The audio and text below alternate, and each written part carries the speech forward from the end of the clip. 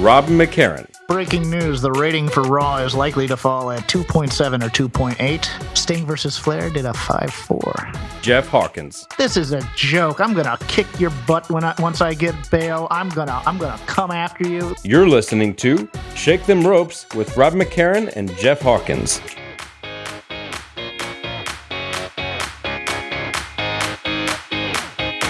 There ain't no stopping us now. We celebrate on the floor. Rob McCarron. Down, we're ready news, the rating for Raw is likely to fall at 2.7 or 2.8. Sting vs. Flair did a 5.4. Turn it up and give Jeff me some Hawkins. more. This is a joke. I'm gonna kick your butt once I get bail. I'm gonna come after.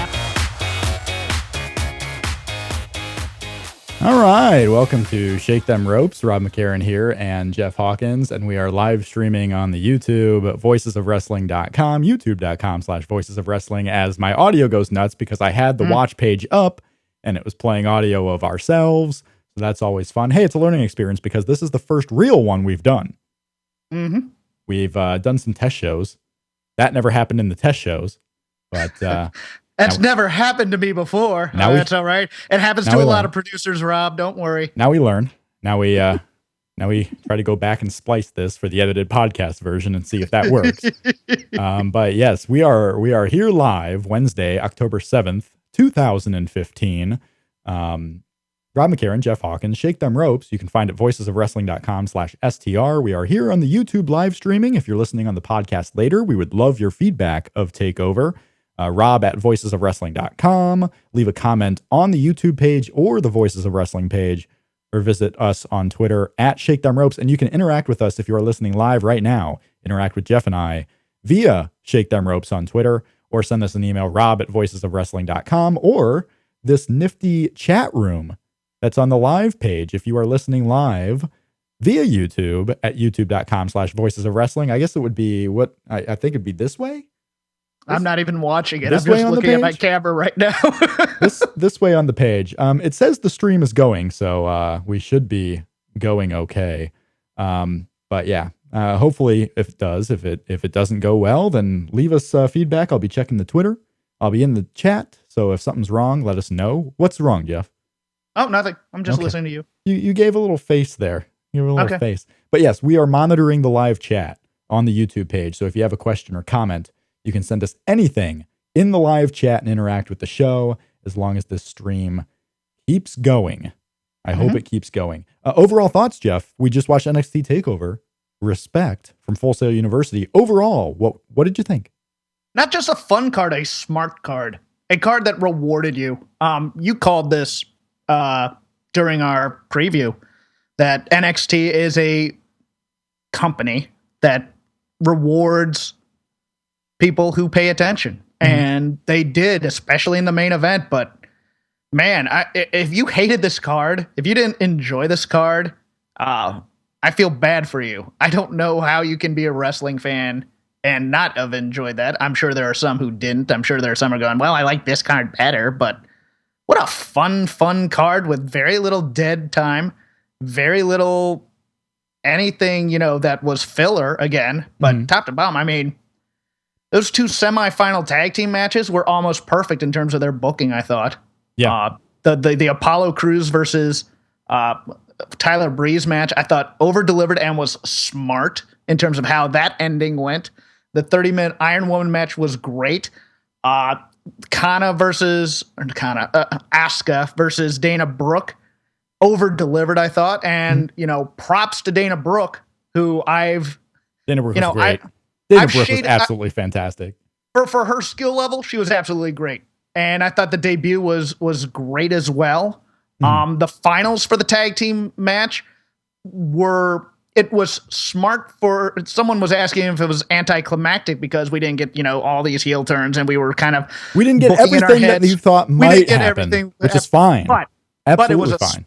It was smart. It was fine. Number one, it was a well-booked match. Number two, number three, it was a callback. It was a callback to the Crockett Cup 87, which I went over with the Talking Sheet guys, because it was almost the same thing with Finn being injured, kind of in the role of Nikita Koloff, who had the injured neck at the hands of the Midnight Express. They faced the Midnight Express during the semifinal. They faced, this uber heel team in the finals.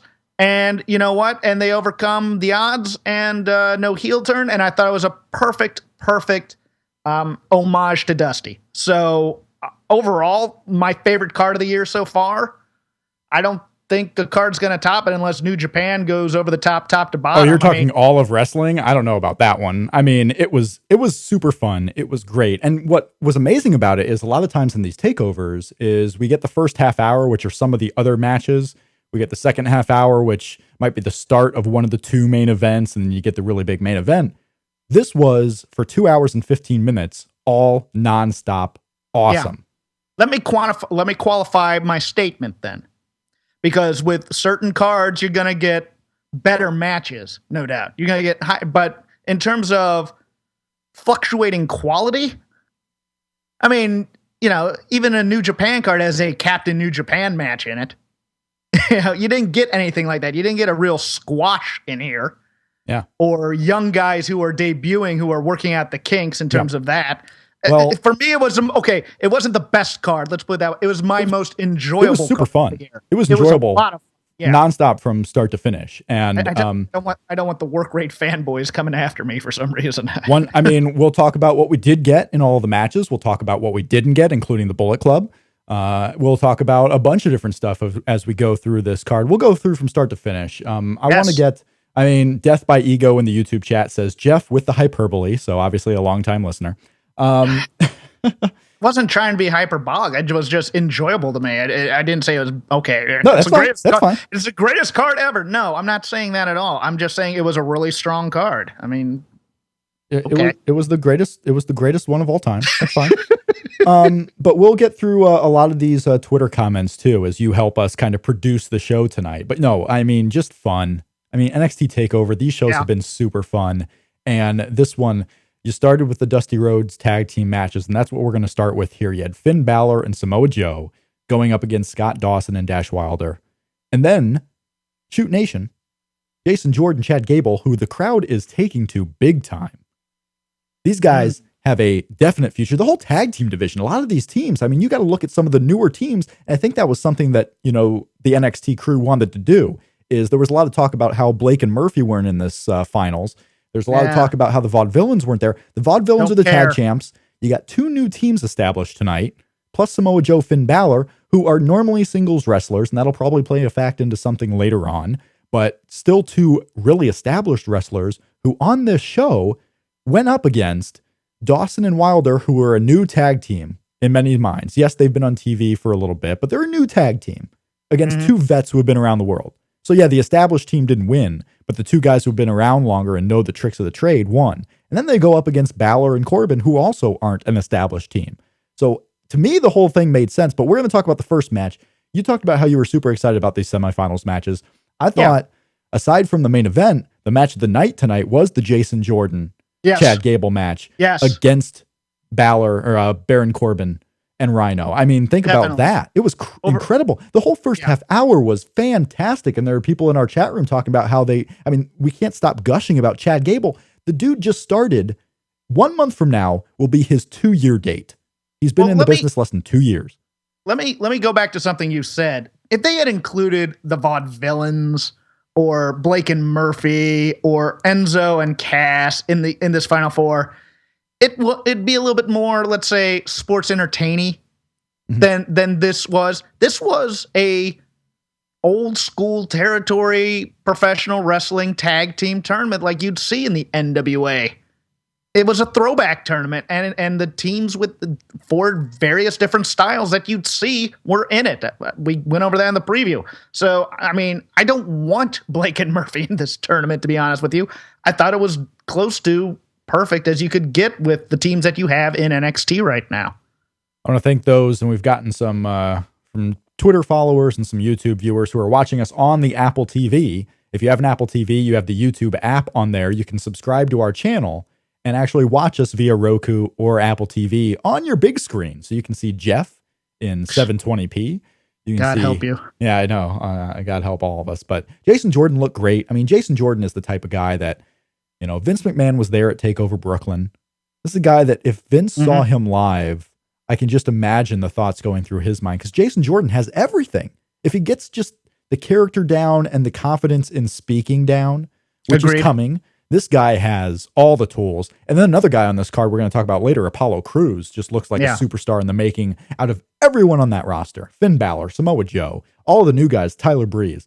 The guy who has star written all over him, outside of Sasha Banks, and maybe outside of Bayley. I know everyone's really high on Bayley, especially after tonight in Brooklyn. Apollo Crews. Apollo Crews could go work WrestleMania. I'd be a star on that show. Yeah. But these tag team matches, so I mean, the first one happened, and it was Dash and Dawson, who I think impressed a lot of people who weren't really looking much from them. And, you know, when they were the Mechanics and they're a new team, a lot of the groundswell support is coming for these teams who the mainstream and a lot of the people probably watching TakeOver who don't follow NXT too closely, they don't really know. They're not really expecting much. These guys show that they can hang in this division just like Blake and Murphy have done. No one expected anything from Blake and Murphy. And now you have them running through the division and, you know, gaining some following. Yeah, and that was a Rock and Roll Express versus like the Anderson style of match where, you know, you have the face in peril and they're working over a body part. They're working it over. They're working it over. They're working it over. I thought, you know what? And it set up the story for later in the tournament. I thought it was a great match. Yeah, I'm just really excited coming out of this show. And I think a lot of others are too. I think this is one of those shows where we're gonna have a lot of talking to. Now, what about before this show happened? There were multiple reports on Twitter. There was a photo out there. I tweeted out a photo. James Storm was in the building, former TNA wrestler. James Storm was there. He was meeting with officials. You know, one person told me, and it's not enough to go with this, but one person told me that he's there for an agent role and he's not going to be considered as a wrestler. Because I mean, they have an opening. I mean, they have openings there. They're trying to grow out a little bit, and we may never see James Storm on WWE TV, even though he shows up in WWE as an agent. But there was a lot of talk about a Balor Club forming tonight. What was going to happen with Samoa Joe and Finn Balor? There's a lot of talk about James Storm before the show. You know, who might come in? Nia Jax. People excited for a Nia Jax debut on this show.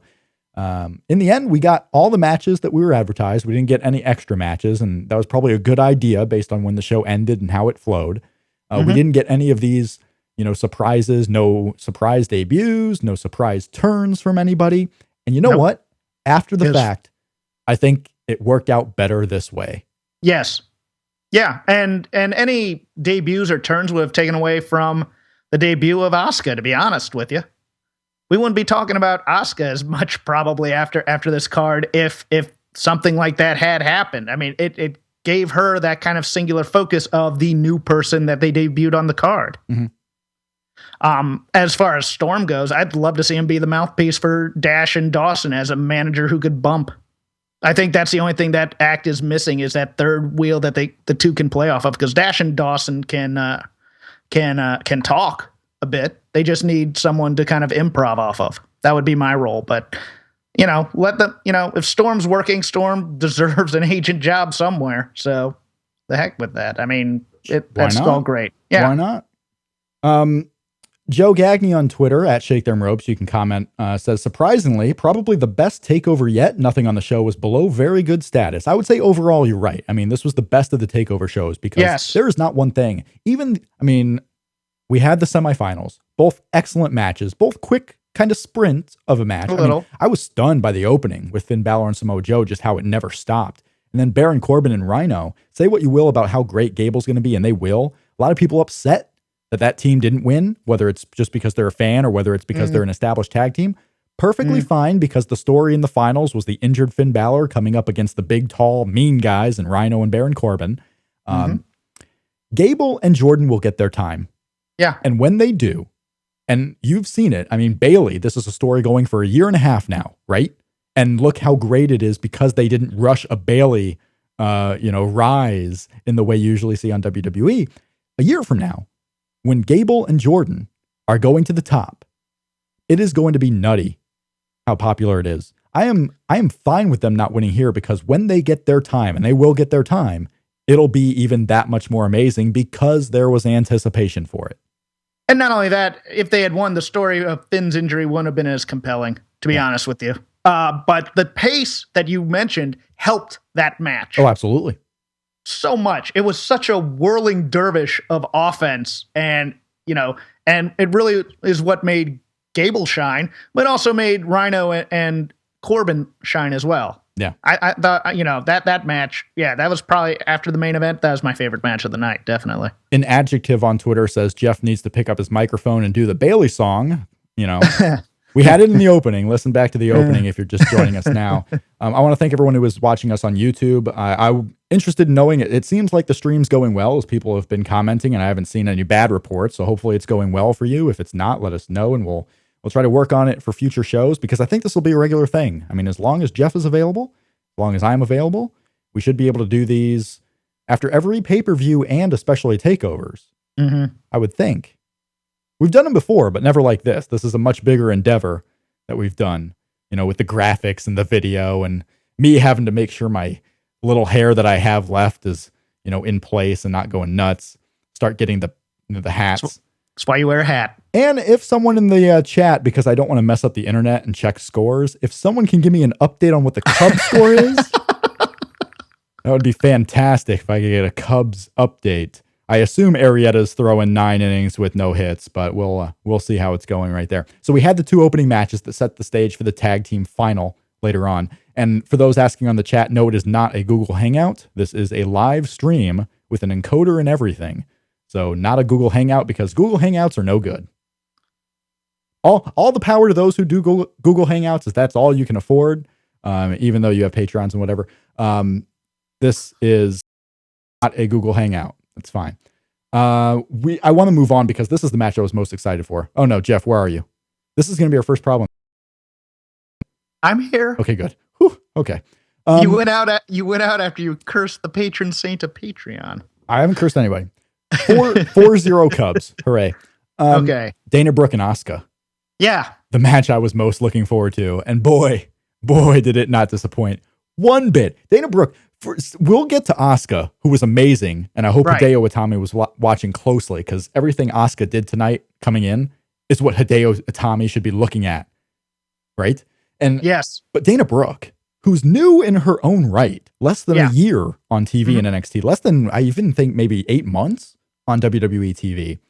This girl went in there knowing that everyone's here to see Asuka, but Dana Brooke held her own. And more than that, I mean, she is super confident in that ring. You don't see rookies confident in the ring like you do.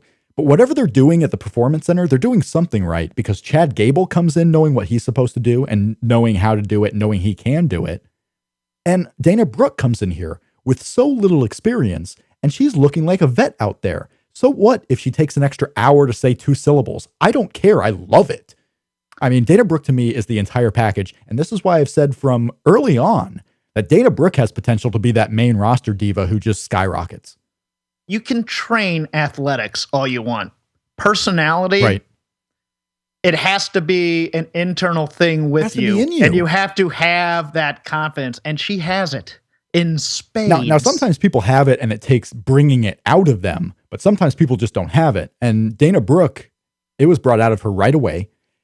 She was amazing tonight. She held her own. She did exactly what she was supposed to do to make sure Asuka looked good. And that was my biggest worry, right? That Dana Brooke would go in there knowing what she was supposed to do, trying to make sure she got her moves right.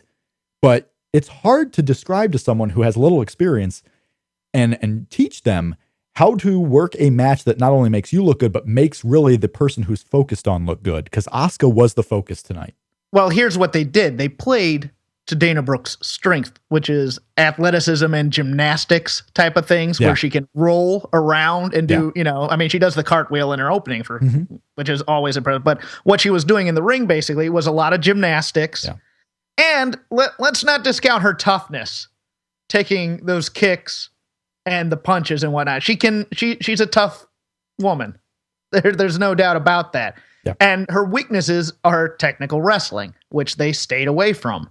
She took a pounding and she got to roll around a bit, and because she made Asuka look great. Yeah, and Asuka isn't that much into the technical wrestling either. If she does what she does tonight, I mean, she'll work on different bridges to get to certain things when she's working longer matches. But I mean, this was not a one-sided affair. Dana Brooke got her time in there, but it was a focus on Asuka. Dana Brooke did everything she was supposed to do. Emma looked great doing her little tiny role of being scared at the end.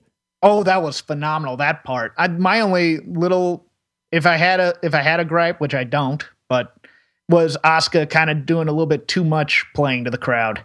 Hey, but you know what? Okay, but it was her debut. Right. Her debut. So you know what? It's not a criticism to me. I'd rather almost have too much personality than not enough. Dead on. You know, and nail she on the brought head. it. Yeah. The smile. I mean, that's going to be her thing. It's going to catch on. It's going to be okay whenever, and especially in the slow build that NXT does, is there will be one time in the future. I'm going to bookmark this time stamp now, so when it happens, I can play it back. Okay, cool. There will be a time because you need the win. I don't need anything really, but when Asuka does the smile, that's when you know. That's when you know something's about to happen. Oh, yeah. There will be programs that she's in where it's just wrestler A and wrestler B, and they'll have a little match. But there will be some time when a grudge starts that Asuka just does the smile to someone and walks away. And now it's been set. That is when you know that Asuka's about to kill somebody. Now, let me ask you something, because I wasn't expecting the blow off to the Dana Brooke feud here. Do they continue this feud, or do they move Asuka on to, even Bayley immediately right now? Not to Bayley, to Nia Jax maybe. Like, I would love this little setup. No, I love the idea because you can't put Asuka in the main event picture yet. Okay. Okay. I just don't think you should do it. You should establish people. Now, Nia Jax is going to come in as this monster. Right. You have this new debuting monster of a woman. But she needs wins. She'll get wins. I don't think they're going to go right away with them. But okay. They're promoting on TV next week. So tomorrow at the tapings and next week on TV, Nia Jax will debut. And now you have this Nia Jax debuting. The immediate comparison will go to Asuka, who just debuted. Right? So you build these people on a pyramid to where they eventually meet, and that becomes your title challenger later on. Right now, I don't know what they do with Bayley, and we'll talk about that when we get to the main event, but I don't put Asuka there yet. Okay, no, I was just saying for the next big card that they do, you're going to put Nia Jax and Asuka up against each other and just kind of have prelim matches building up to that then? Maybe not. Okay. No, okay. I was just wondering. I don't know about that. I think maybe you build it up a little bit more. I wouldn't say on the next card. Yeah, Nia Jax is killing one of the Australian girls, right? That's what's happening. Yeah. Hating her. Billie Kay is just going to die. Yeah. Yeah. You know. Okay. But you also got Athena coming in. I mean, there's a lot of different options for people who are coming in later. You can build up this division that has a lot of stars. I wouldn't be. Yeah. I don't know what you do. I don't know. I'm not going to fantasy book what they should do. Okay. But I don't think they're going to go to Asuka and the title right away. They just haven't built up for that. It just seemed odd to have a clean pin here. Was all. Which I mean, I have no problem with it. It just seemed a bit odd to rush into that because I didn't think it was the time to beat Dana. But of course, you can always rebuild these women very easy, as we've talked about. And of course, the natural fit for Asuka is pointed out in the chat. Emma's the natural.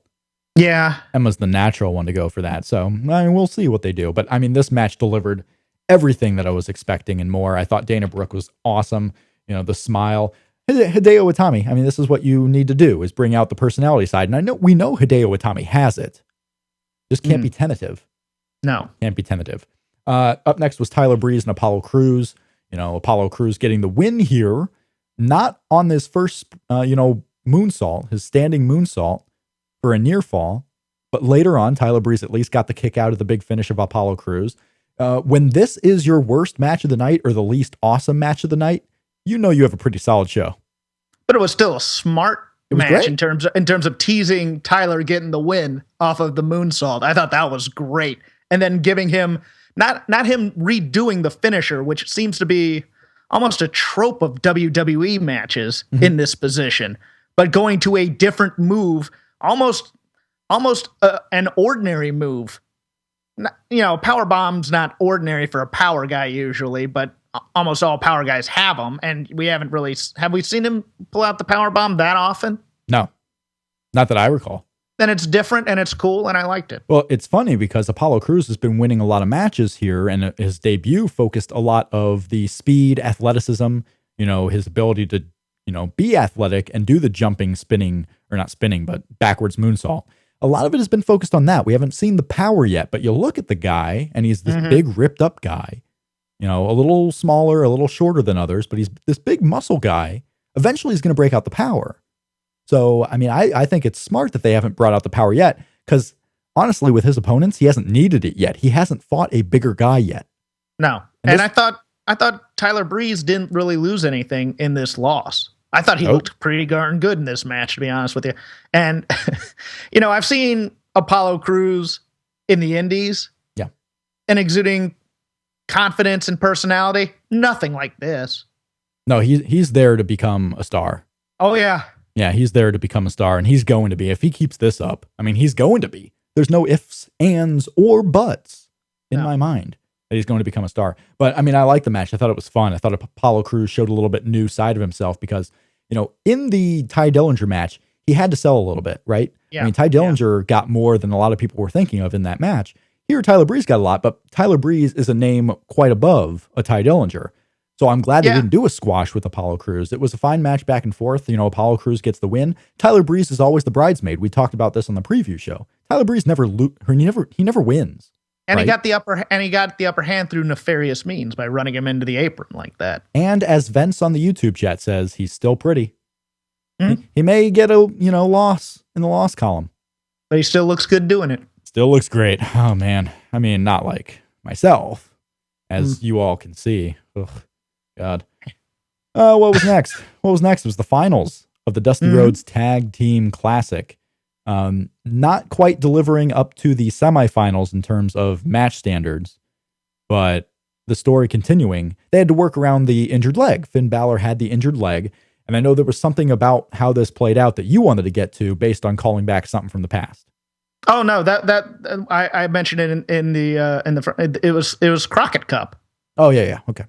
Yeah, no, that's what I had written down. But boy, they swerved me a little bit in terms of what we were saying on the preview, because it's like, ooh, look at this. They're not attacking each other at first, Rhino and Balor. And then Balor and Corbin aren't really fighting each other. Oh, it's a swerve. Here it comes. And then the match started. So it's just like, yeah, take that, smart ass. Yeah, I mean, it was Don't you funny. dare fantasy book ever again, Hawkins. Right. Don't you dare. Well, everyone... I mean, there were, I would say, 80% of the people that have been talking about this match in our little world online were expecting some type of either Balor Club or some type of turn to set up the world title picture, and we did not get that tonight. Oh, but NXT worked us. They worked us with the leather jacket and hitting the belt and not really acknowledging the trophy during the finals and... not having the demon paint on. Yeah. They played our fiddle quite well. Let's give them some credit here. I tell you what, though. I mean, how can you deny Finn Balor coming out for this takeover in the leather jacket and the regular entrance here? Yeah. Blows away the demon entrance now. We've seen it. It was cool. It's over. This is the Finn Balor that we want to see. Yeah, and he also wasn't doing, the little hand thing that he does all the time. He did that the first time. He did that not the second time. Well, no, he's too busy. I mean, he's got a hurt knee. He's got a bum knee. Right, but don't waste your energy for the finals. Don't waste your energy.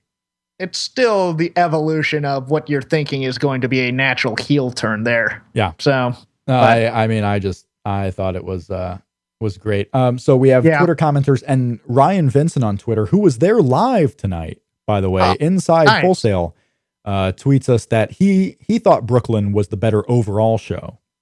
And I can definitely see how people would think that. I mean, you had an amazing atmosphere.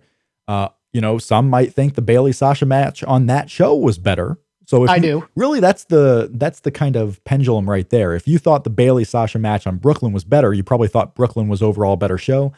I had so much fun watching this one. I had more fun watching this one because I'm taking into account that the Brooklyn televised show was also the stuff we saw on the NXT the next week. In terms of the entire, I mean, he wasn't at the Brooklyn show live, so he didn't see the entire thing. But the televised version, okay, it was a bigger atmosphere. I think it was a little bit more grander in scale. But I don't think for content wise it was better because you did have some filler in there. Yeah. I mean, overall, I'm gonna remember this show as being quite exciting, and we'll get to the main event here. Because that's it. It was the main event time after this. We got the finals. Finn Balor and Samoa Joe won. We had the Rhodes brothers and Eden. It was a nice touch that Eden, Brandy Rhodes, was doing the ring announcing. It was a Rhodes family affair. You didn't get the Smash trophy, which still could come later. I mean, yeah. Let's face it, the Andre Memorial Cup trophy was smashed the next night when it came out. I had talked myself so much into there being a heel turn. I thought the Rhodes brothers were going to attack the winners. Oh, I know. Yeah, the Rhodes brothers were going to become an NXT tag team. You keep on going because we've watched pro wrestling for so long that straight ahead storytelling can't possibly be the truth. No, there has to be a heel turn here somewhere. Someone's getting beat down and that trophy's getting broken. Nope. Well, wait and see, because there's still NXT TV coming up. So you never know. They got to start something, right? I hope they do this tournament every year. They could. I hope so. I hope it becomes a regular thing. They could do this tournament every year. We'll see. But yeah, so Finn Balor, Samoa Joe, still on the same side, winning the Tag Team Classic. Baron Corbin and Rhino. We'll see what's next for Rhino too, right? Because now, I mean, Rhino's done more than what we ever thought he would be doing once we saw him come into NXT. So is Rhino just going to becoming another, guy to start getting people over, start losing matches? Are they going to have plans for Rhino? What about Baron Corbin too now, who lost his singles match at Brooklyn to Samoa Joe, failed in his tag team quest? Where's he go next? Does Baron, now in my idea, and I bring this up now because we were talking about Baron Corbin, and then we just talked about Apollo Crews, I think Baron might be next for Mr. Crews. We just saw the power of Apollo Crews. Baron Corbin has nothing to do right now. I think Rhino would be for Apollo Crews more than Baron Corbin. Well, because I don't think Baron Corbin's going to lose for a while again. we talk about, NXT Takeover is in December. Okay. So we have almost 2 months. We have 2 months until the next one. All There's right. plenty of TV in between there. We've seen Rhino be this bridge where he loses things on TV for someone to go to a takeover. He did it for Sami Zayn, and Sami Zayn's title run You're right. beat Rhino. So there's a lot of options that we could see there. We have Hackman on the YouTube chat saying, Wade Keller thinks Finn Balor will be the next never a heel long-term top babyface of Raw once Cena steps down. That's not Finn Balor. It's just not Finn Balor. It takes a special type of guy. Sami Zayn could be that guy. Wade Keller's a little off on his perception of what Finn Balor is. Finn Balor did not get over to extremes until he was the heel in New Japan Pro Wrestling. He's not getting over to the John Cena level right now in NXT. He's not everyone's favorite guy who goes there.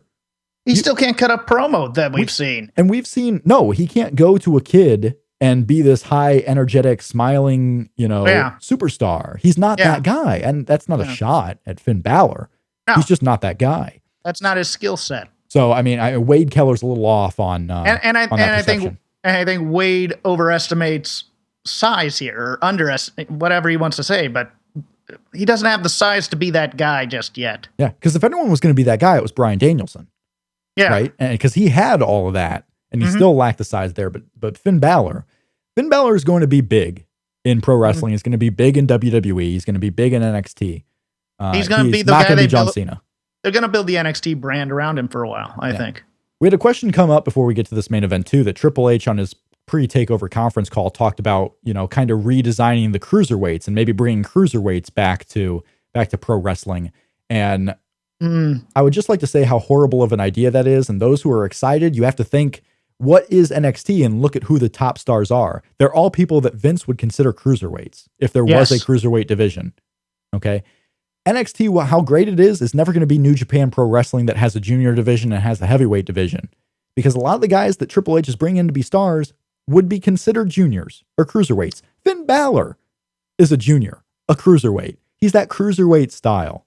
Okay. And the moment you give them the cruiserweight label, they automatically become fodder for the heavyweights in WWE. And that's the thing. And that's, they tried to not use the cruiserweight name. WWE had the light heavyweight name. Whenever you make something lesser than, you look at it in UFC, you look at it in boxing, the biggest star right now is Floyd Mayweather because he just has that overwhelming personality. You have to have an overwhelming personality to get over the connotation of being less than the biggest. Yes. Okay. That's why heavyweights always have the biggest box office draws, unless you have a Floyd Mayweather. You can do that with the right booking. You can make a small guy an ass kicker, but the problem is with Vince in charge, he doesn't believe that a smaller guy can kick a bigger guy's butt. Yeah. We'll get to this main event here right now. At Shake Them Ropes is the Twitter, voicesofwrestling.com/STR. You can find Jeff at CrapGame13 on Twitter.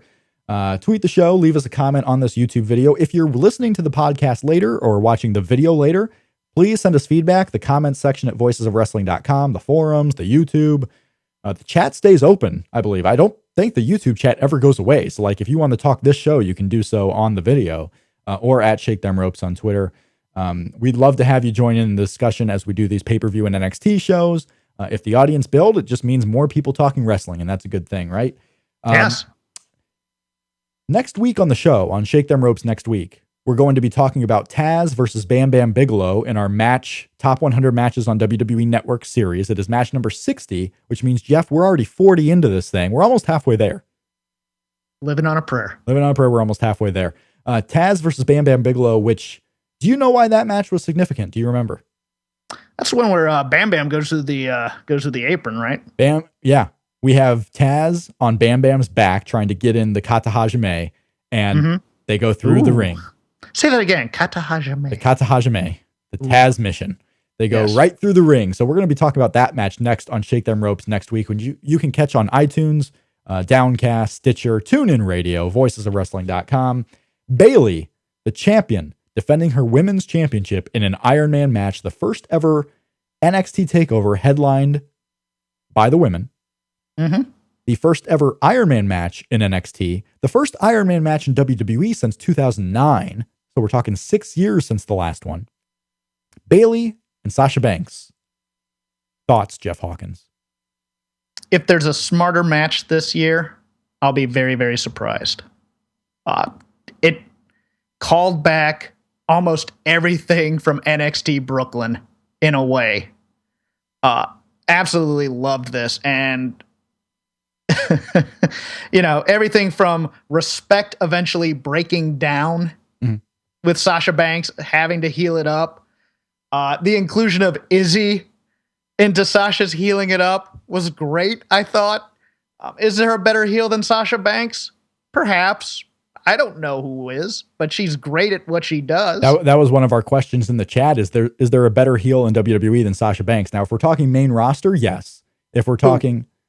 As far as what Sasha has done on the main roster, I should say. Okay. As far as her performance on the main roster, yes, there have been better heel performances. But if you're taking NXT into development, tonight, Sasha Banks cemented that role. Kevin Owens, including his NXT work, is probably there too. Yeah. Sasha Banks, going right at Izzy. And Sasha Banks is this one who, they all love Izzy. They all love that she's a part of this show. The little kid, the girl. Izzy's a worker now. That had to be a work. Oh, no. Oh, God, no. No. Really? Bayley's a kid. You think she's smartened up? I think she just got her headband stolen by Sasha Banks. And she cried. Kids awesome. cry. And Sasha Banks just ripped that headband, cried, and give credit to Sasha Banks, because one person probably could have thrown the headband back and, oops, sorry, kid. No, Sasha Banks went with it. She doubled down. Oh, it was so great. Sasha Banks. And I know she does this in every match where she imitates something about the face, but it never ceases to amuse me. Yeah, Ryan Vincent, who tweeted back at us because we had his comment from Twitter on the show earlier. We talked about how he thought he was there live tonight, and he was entertained more by being at the Brooklyn show. Now, one aspect of that is you did have the hour of the Brooklyn show, including Big Cass and Enzo, that happened before the Takeover show. So I think that plays a little part into it. But we had talked about how he wasn't at Brooklyn, so it's not a fair comparison. He was at Brooklyn. He says he's been to every NXT event this year, including the road shows. Yeah, that, Rob. Look at that. I've just been to a couple of takeovers. This guy's been to every show, so there you go. And he had a more fun time, and that's great. All these takeovers have something for everybody.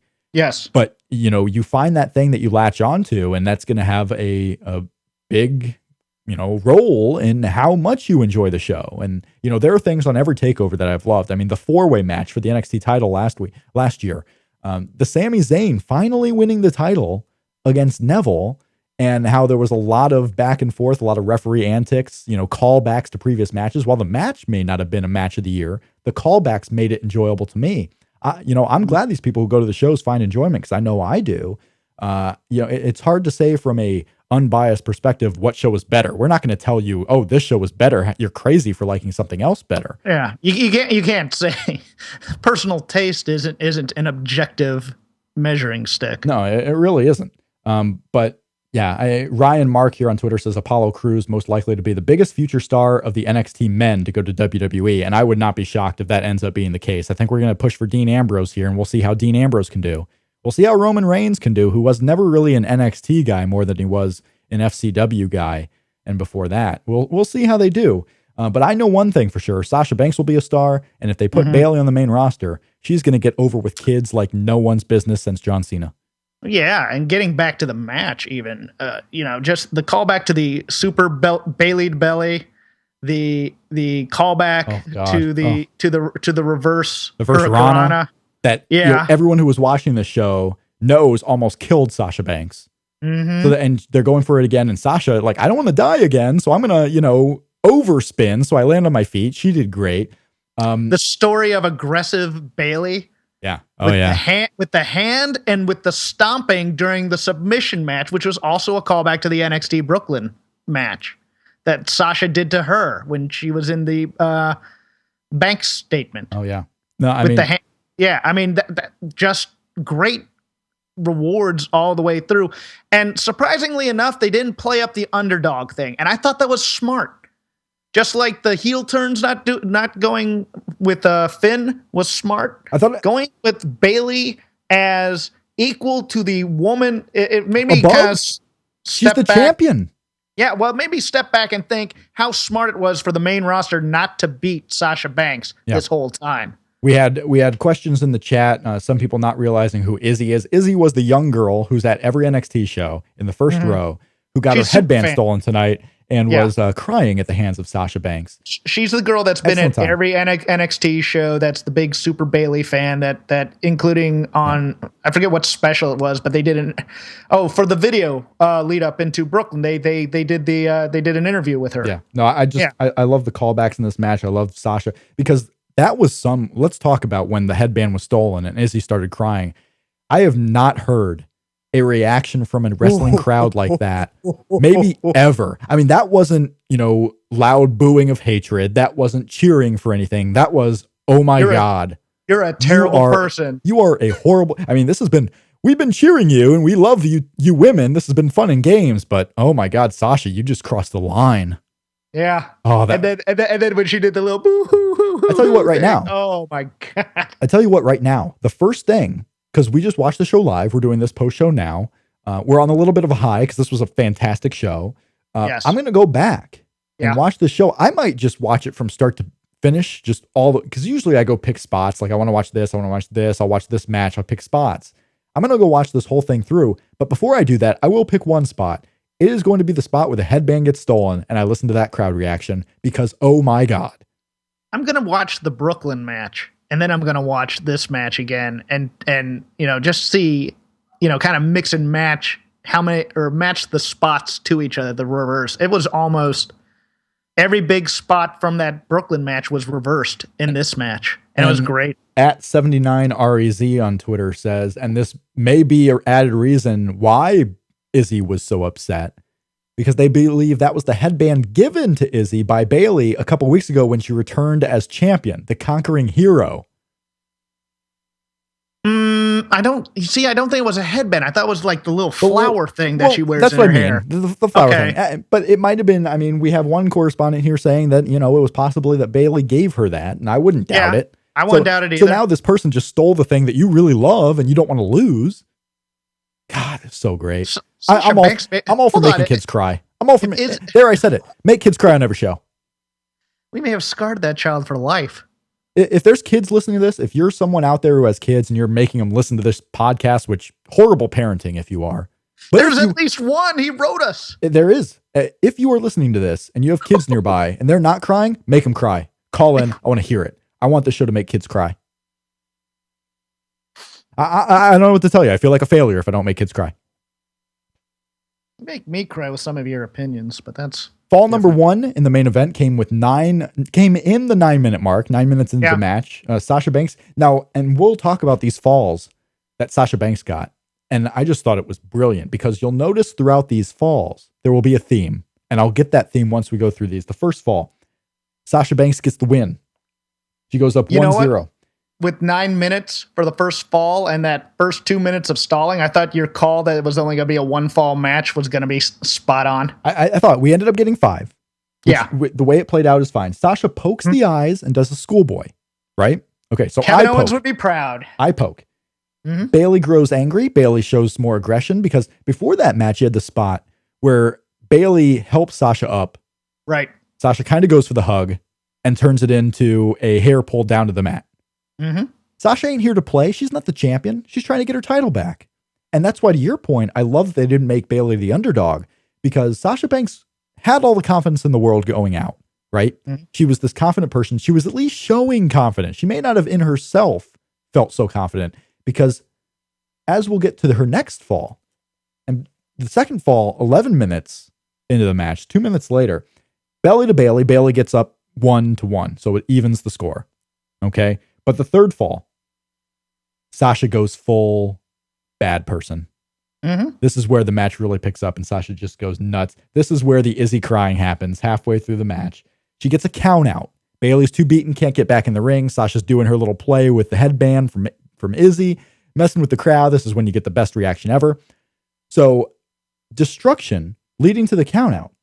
Everything that Sasha Banks was trying to do, and in both of her falls, they weren't wrestling related. No. They were underhanded.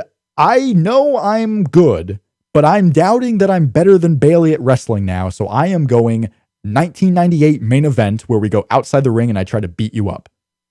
She was going pre-Brooklyn Sasha Banks. She was? Bayley. Because she's not the wrestling champion anymore. She was the challenger for the title and was desperate to get it back. Actually, you know what? This was a bit of a call that Lita kind of made on the pre-show. I was listening to that beforehand. She goes, well, now that Bayley's beaten her once, Sasha may doubt herself and that she can beat Bayley. And, you know, even though she beat her all those times, so she may just resort to stuff. So it's like, okay, you were rewarded a bit if you watched the pre-show then, too. Yeah, oh, God. This was amazing. The fourth fall, Bayley evens up the score 2-2. Bayley, who's beaten, Sasha she grabs the legs. She's going for some type of submission move, possibly a crab, but you don't know because it never ever happens and it was never meant to.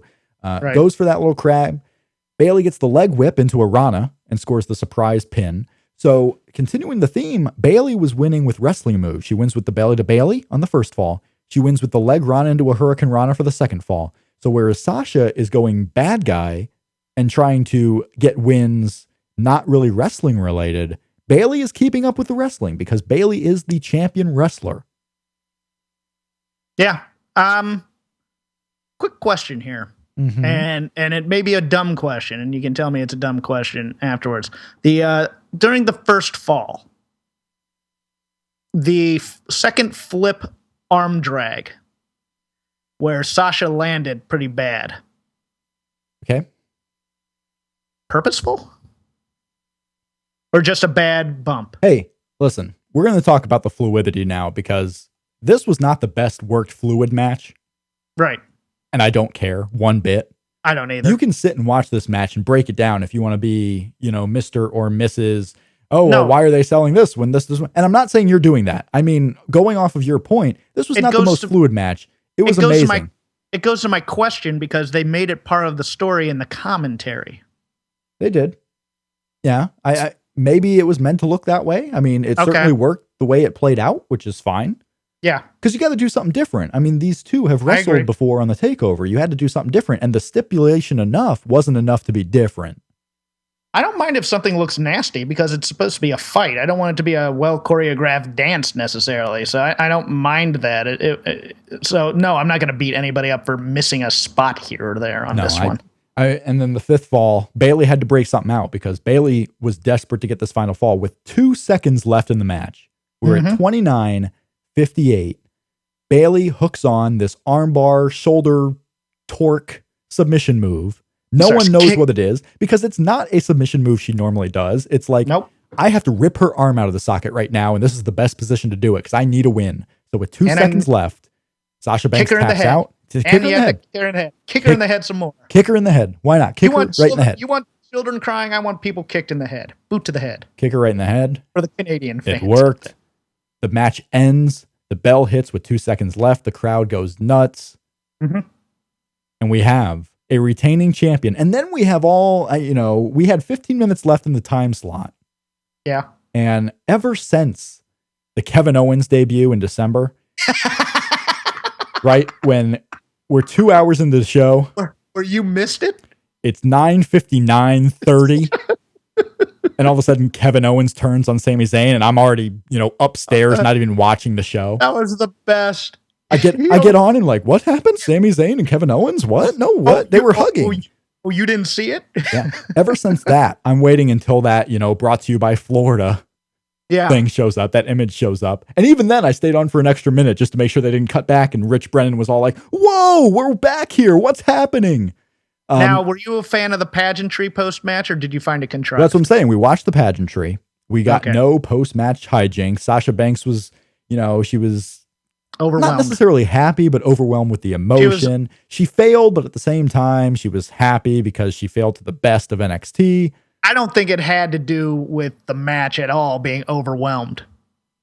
I think it just had to do with the moment of, I did a main event and she was exhausted from it. I thought that was more real than story right there. It was half important because yes, you don't get that for male title matches. I mean, you don't get Finn Balor winning the title and Triple H comes out and brings him flowers or a crown. Okay. So we get it for the women. And one part of me is, oh, this is great. This is cool. They did a special thing. They gave flowers to the two contestants. At the same time, I'm like, I wish they would have treated it more like, a male title match. Don't make it this. We know that it was special. It was the main event of the show. We don't have to go a little too far, but all the emotions were there. This was really cool to watch the ending. Now Sasha's gone. This is Sasha's swan song, right? I mean, she can't come back anymore. Well, she can come back for a special event, but not anytime soon. I just don't think there's nothing left for her there. And I hope they make up. I just let her go away like Kevin Owens went away after Brooklyn. Just let her go away. You know where I could see them bringing her back in? If Bayley needs a mystery partner. Okay, later on. Yeah, later on. Much later. I'm not talking immediate, no. Much later. As to the ending there, I could have done without the rest of the locker room being out there. The flowers were fine. I was fine with that part. It was the locker room. If you're gonna do the locker room coming out there, do it when she wins the title. Yeah, and the Brooklyn moment was too perfect. I mean, that was just perfect. I liked the nod. I liked them both flashing the little 4 horsewoman symbol on the way to the ring too. Yeah. Both of them did it. I thought that was kind of cool too. We have the comment in the YouTube chat. Well, Kevin Owens and Finn Balor had the flowers too in Japan. Well, that was Japan. Yeah. That's Japanese title tradition. Going back to All Japan and everything. That was a tradition there. It's not a tradition here. That was the first thing I thought of too, was Kevin throwing the flowers. And also that was also before the match. Yeah. That was before the match. So and now in the chat, Craig even says that it was before the match. Yeah, it's a different thing. It's not exactly the same thing there. But you're right. I mean, they did get the flowers in there. It's just interesting to see. And this is Triple H's baby. He's out there, he's celebrating. Stephanie McMahon is celebrating. They wanted to make it a big deal. I think they went a little overboard. Yeah. But at the end of the day, just a little, but I didn't mind it. No, I don't care. Yeah. Cool. Do it. If you're in the chat and you can tell me if the Cubs have won yet, that'd be great. Overall, the show, I mean, I'm talking, if you're giving it on a scale of 1 to 10, I didn't hate anything. I loved everything. I'm watching the whole show. Like every single minute I'm watching the show, I'm glad I'm watching it. I give it a 10. If I didn't give it a 10, it'd be a 9 point something. It's up there. Yeah. I mean, if you couldn't get the grin off my face after those first 2 tag team matches. Oh, I love it. Loved them. Oh, yeah. I just thought it was great. If you're in the YouTube chat, we have a couple of minutes here probably. If you have any questions for us, whether it was about TakeOver or just want to get a comment read on, if I missed your question in the chat because it was going too quick, because I'm very proud of the turnout tonight. Thank you all for joining us on the live stream. If you are not catching us on the live stream tonight, please do on our future shows. I'm not looking at the window, so I apologize if I don't see anything. That's okay. I am Meta Ian says the Cubs have won, so hooray. If you are a fan of the Pittsburgh Pirates, I apologize to you, but suck it. If you have a question, we're getting a lot of ratings for the show, people giving it a 7 or an 8. And I mean, it was a great show. I think there's going to be universal praise. I don't think anyone's coming out with the contrarian point that this show sucked. No.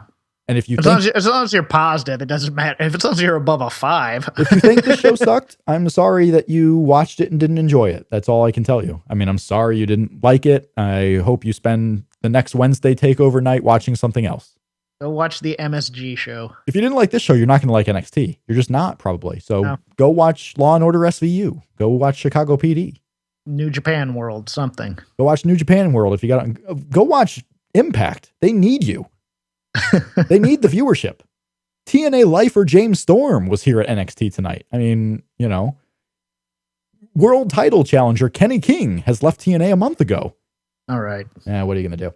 Let's see if we have a little question here. Check Twitter. We have, I'm going to check the Twitter here too, at Shake Them Ropes. I thought Rob would be contrarian tonight. Contrarian, no, I would not be. I love this show. And I hope if you were following our live tweets at Shake Them Ropes, you would know I love that show. Rob, will you press charges if Jeff sings for Sheet Sandwich another time? No, I won't press charges, but I will eliminate their show in nefarious means somehow. No, I won't. I don't care if he sings on any other show. Let's see. James Storm was there looking for work. Yes, James Storm was there. He was at the building. We have multiple confirmations of that. Does this match cement how important Sasha was to NXT? The whole roster coming out, main eventing being the first Iron Woman match, and the flowers felt like it was all for Sasha on her way out. It was half for Sasha, half for Bayley, half for both of them. That's 3 halves, by the way. No, it was important. If you're doing a Mount Rushmore of this era of NXT, Sasha Banks is on it.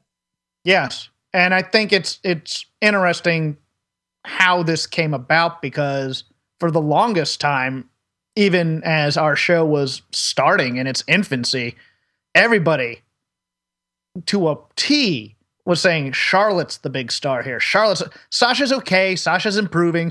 And then eventually Sasha starts getting our notice and everybody else's notice. And oh, wow, what a revelation. And then eventually she becomes the MVP of that whole women's division. So yes, she is a linchpin. This was an appropriate curtain call. I think it was done just for her. Everything, including the Iron Woman match and the main event slot, I think was done for Sasha and her contributions and her longevity in the division. Yeah. Who would be the Mount Rushmore of this era of NXT? I'm putting Sasha on there for sure. I'll give you mine. I'll give you time to think about yours. All right. Maybe mine will influence you. Sasha Banks. Mm-hmm. Sami Zayn. Mm-hmm. I hesitate to put Bayley on there, but she might make the top 4. Because it's been 2 years of this NXT. Yes. Okay. And some will say this era only includes the post-arrival and current era of NXT. And this goes to the point about Finn Balor. Finn Balor's been here since last October. I don't know if I would put Finn Balor on there. I don't either, because I can think of other nominees. I'm questioning whether to put Charlotte on there. So I got Bayley, Sasha Banks, Sami Zayn, Neville. Yes. Neville? That'd be my 4th. Okay. Because Neville it can't just be about us. It's got to be about the overall out of the bubble perception of NXT. Right. And he had that first big ladder match with Bo Dallas. Yeah. He was part of the big fatal 4-way. Yeah, it has to be Neville. If you're in the chat and you have nominees for the the 4 top, the Mount Rushmore. Parker. Sure. If you have nominations, if you're listening to the podcast later on, I would love to, it's not just a live thing, at Shake Them Ropes. Tell us who your top 4, your Mount Rushmore of NXT would be, because I struggle about who would be 3 and 4, honestly, but I would put Neville on there, Sami Zayn. The Ascension? Some people nominating Tyler Breeze. Breeze would be a strong choice. He's been a lifer. He's been a lifer there. The Ascension, I mean, honestly, take away what they've done now. If they were great for NXT. If they only have one spot, it might be them. They were the biggest tag team in a time where tag team wrestling, at least Triple H was trying to get tag team wrestling up. So the Ascension might be on there. He was bringing back veteran tag teams to lose to them. He was trying. So yeah. Yeah. Hackman says William Regal with Bayley, Neville, and Sammy. Ooh, that's nice. He's been in the ring. He's the figurehead. And Came Light 4545 says Dana Brooke has all 4 slots. I'm surprised, Rob, you didn't put Alex Riley on there. Once he comes back, I haven't seen the full impact of the rage yet. Hey, you want to talk about who's next for Apollo Crews? Say it to his face. Say it to his face. You know what? If you're Asuka, smile to his face. I'd like to see Asuka beat up Alex O'Reilly. That'd be nice. I wouldn't put it past that happening, honestly. We will be back for post pay-per-view shows. At Shake Them Ropes is the Twitter handle. At CrapGame13 for Jeff. I thank everyone who joined us live here in the YouTube chat. You can subscribe to our YouTube channel and get these announcements about the shows when they happen by going to voicesofwrestling.com/YouTube. I encourage you to make comments. If you're in the chat, leave a comment in the comment section so it kind of increases the ranking of this in YouTube so other people can find it. Share the videos, like them. I hope the stream worked out well for everybody. I don't have the stream going so that the internet doesn't fail, so I don't know if I can't see it on my end, so hopefully it hung in there for all of you. We are Shake Them Ropes. Voicesofwrestling.com is the website to find us and a lot of other great content. And we will see you next time on Shake Them Ropes.